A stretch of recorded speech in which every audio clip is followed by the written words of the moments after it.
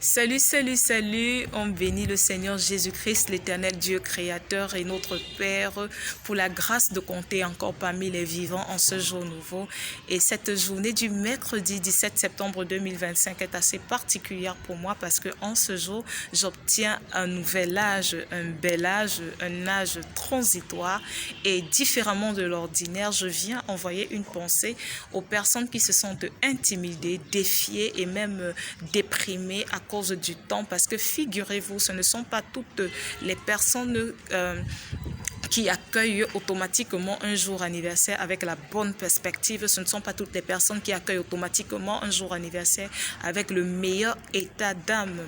Parce que c'est comme une journée qui vient comme ça confirmer toutes les voix irritantes qu'elles ont eu coutume d'entendre. C'est comme une journée qui vient comme ça rallumer, raviver tous les propos désobligeants qu'elles ont reçus comme ça au fil des années, au fil des temps. Alors, et malheureusement, quelques personnes en arrivent vraiment à prendre des décisions fatidiques, diaboliques même, j'ai envie de dire, et à opter pour des choix qu'elles avaient auparavant déclinés.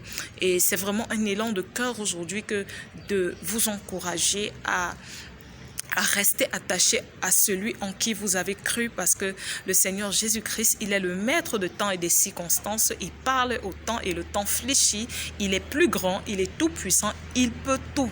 Il peut tout accomplir. Alors, ne te laisse pas entraîner à toutes sortes d'égarements. Ne livre pas ton cœur, ton âme, ton corps à toute toxicité et à n'importe qui et à n'importe quoi. Parce que figure-toi, peut-être tu as deux doigts d'atteindre ton objectif, à deux doigts de rentrer dans ta saison de témoignage.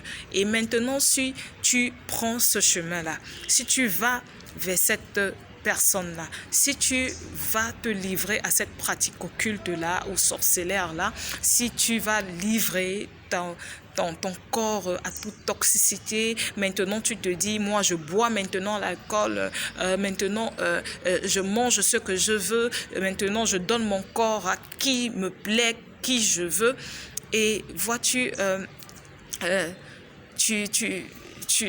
ne serait pas sage, parce que s'il se trouve que tu rentres dans ce type de vie-là et que pendant que tu y es, le Seigneur maintenant te présente ce que tu attendais depuis toujours et te voilà emprisonné par une maladie qui te garde cloué, par une cirrhose de foie, une infection pulmonaire qui te garde cloué sur un lit d'hôpital.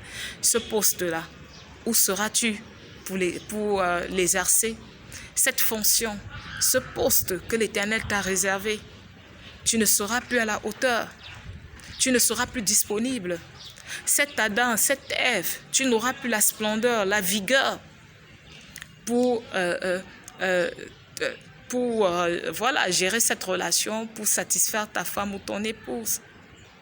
Alors, garde-toi pur, conserve-toi pur, reste attaché au Seigneur Jésus-Christ. Continue de croire à celui en qui tu as cru, parce que celui qui a fait la promesse, il n'est pas un homme. Il est fidèle et il est tout puissant.